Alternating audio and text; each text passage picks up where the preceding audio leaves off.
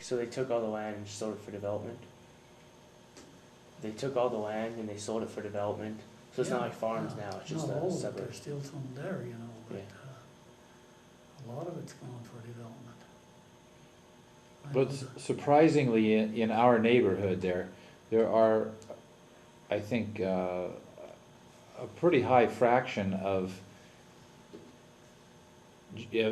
your generation's kids who are still involved or still own the land. I mean, within 5 miles there are many farms that are still held in the same family, Yeah, right. which is, I think, unusual.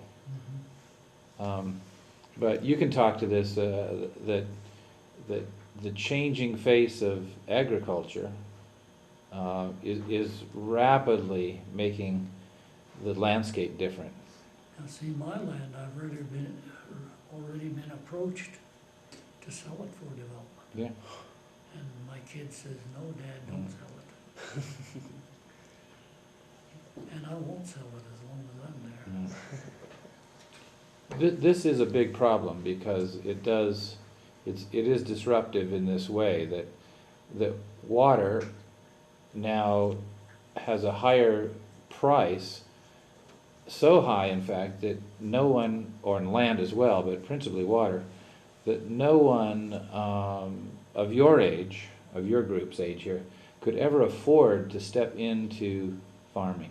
That's It right. would take $1 million investment just to get started. Is that a reasonable number? That's the reason. Looking at the cost of these tractors and the rest of it, You bet. you know? So there's just no economic opportunity to start in farming, and then even if you're really, really good at it, you're still at the whim of the weather, prices, diesel fuel. Can you talk about what's happened to diesel fuel and what that means to farmers and truckers? And what, see, my youngest son is Eddie, he's in the trucking business. Well, what about this high price, Ed? We just have to add it on to our freight. It's gonna cost more in the store. I don't know, I think, maybe I shouldn't say this, but I think this is just the tip of the iceberg. I think we're gonna see some rough times ahead. Because, like I was telling, Steve on the way in, my neighbor, he's on a conservation board, and he went over to Fort Collins. The last meeting he went to, I was talking to him. He went in there and they had a map on the board and little dots all over. They said, well, what? He said, well, what is this? They said, that's your farm and your neighbor's farms. In 20 years, well, where are we gonna get the food? Oh, we get it from Chile. But you know, the population has increased so much.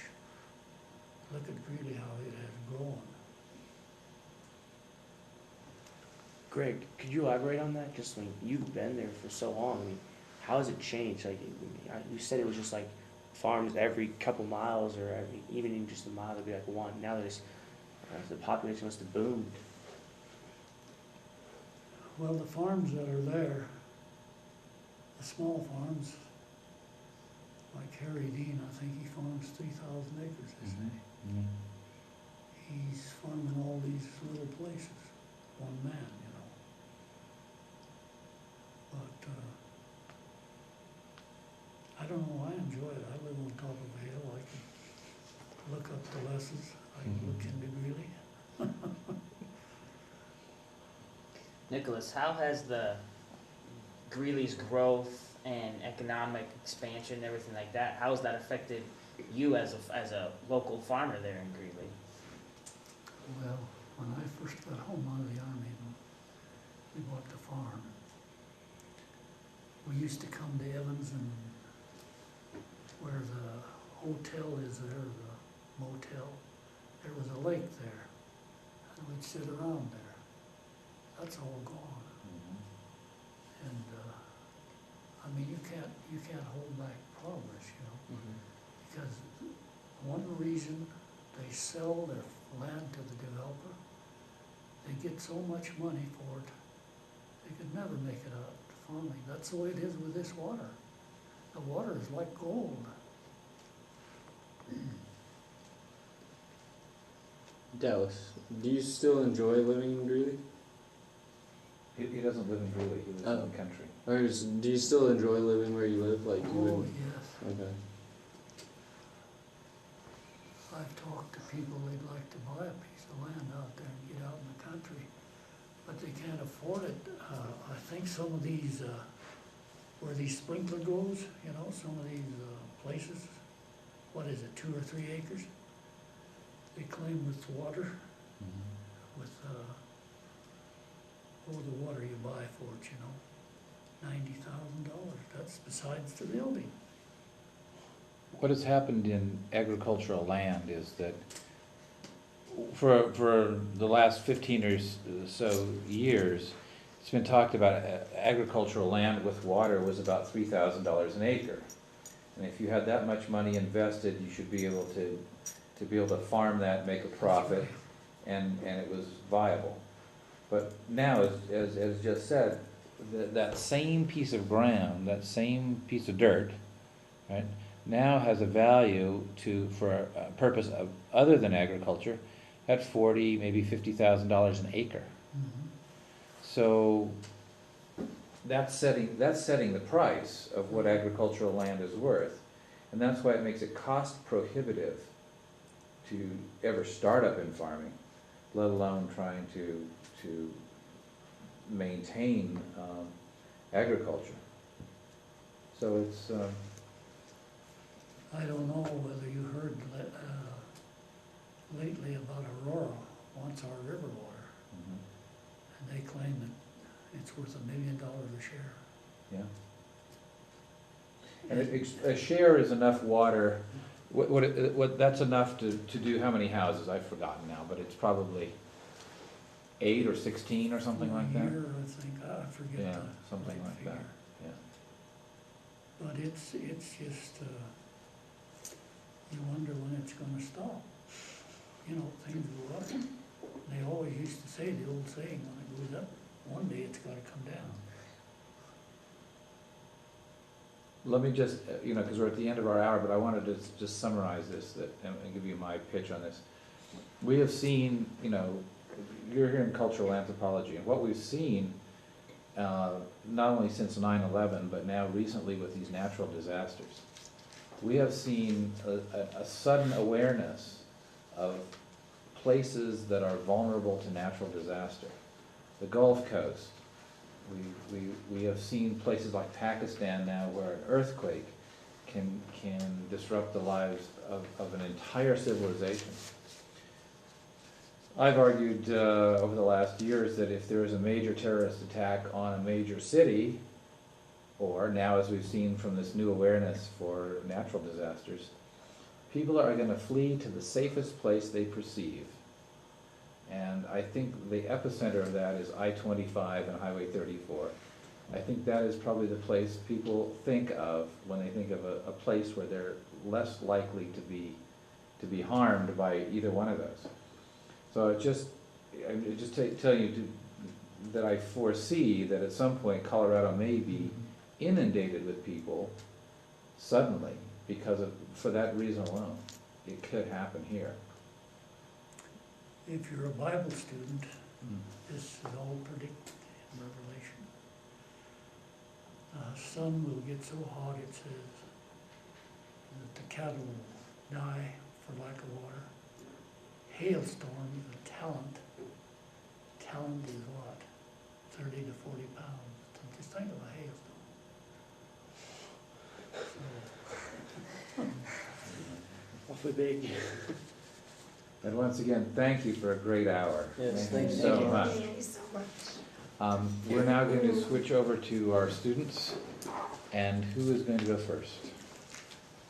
Well, actually, we're Kelsey, and first I wanted to talk about the account of what oral history is and what this research methodology relates to anthropology. And obviously, this is anthropology. The anthropology is a study of cultures, and with you talking, this is our culture.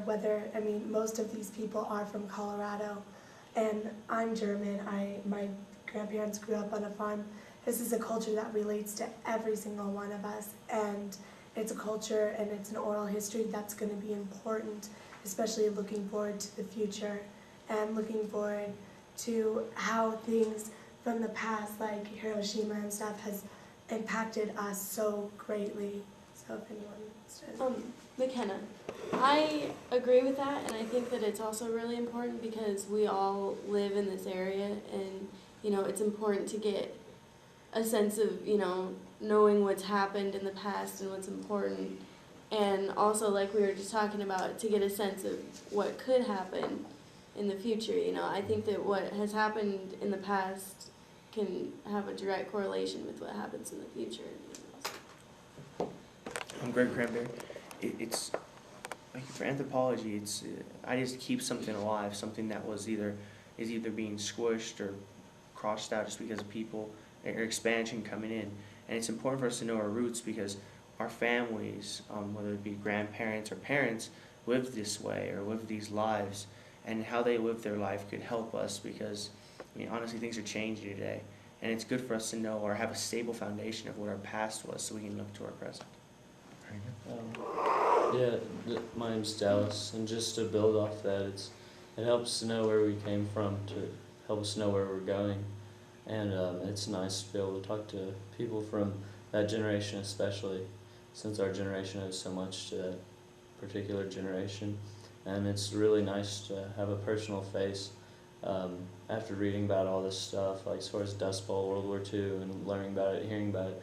But it's so much more to actually talk to somebody and actually hear a personal account, and it's really valuable, and I feel it's very important for us to keep doing this.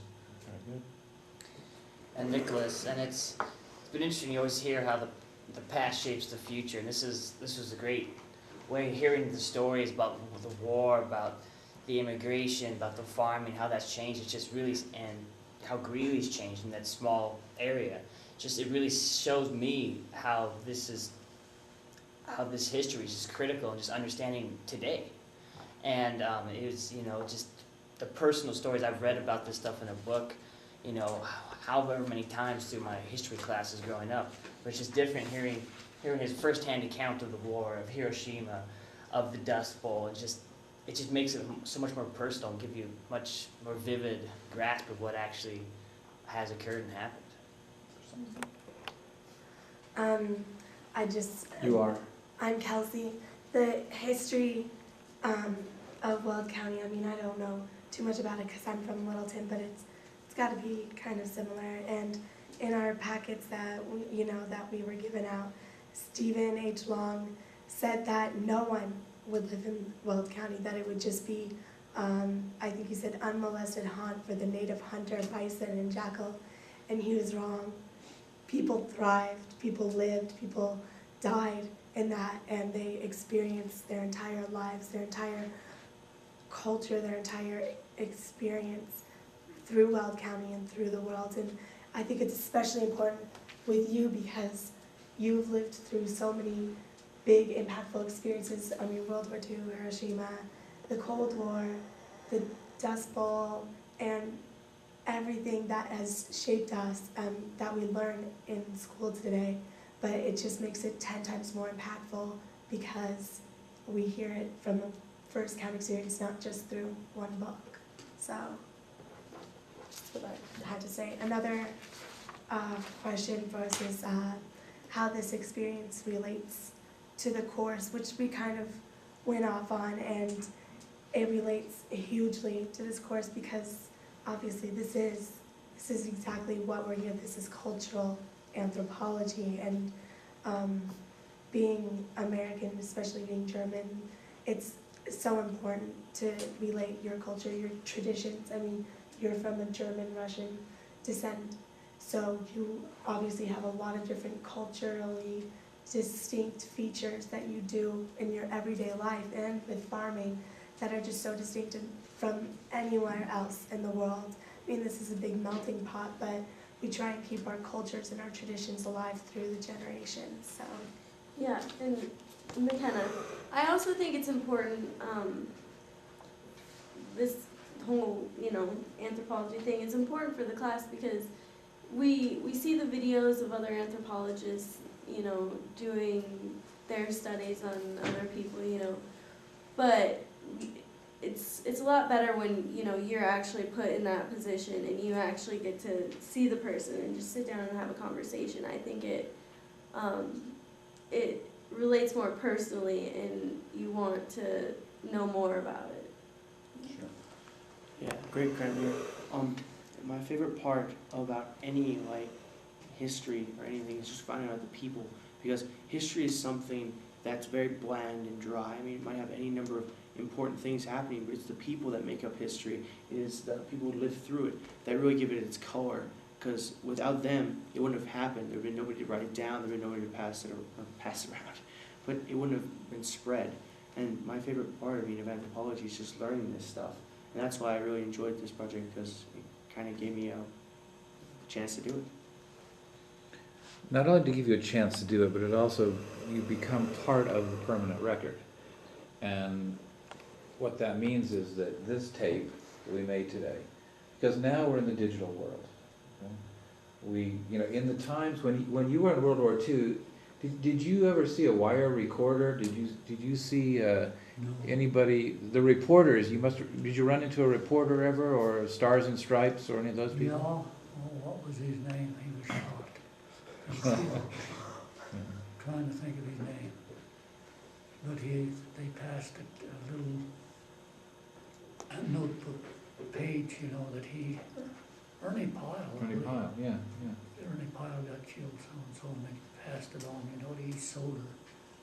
But we knew what had happened. He was supposed to go home before that. Oh, yeah. But he just liked that.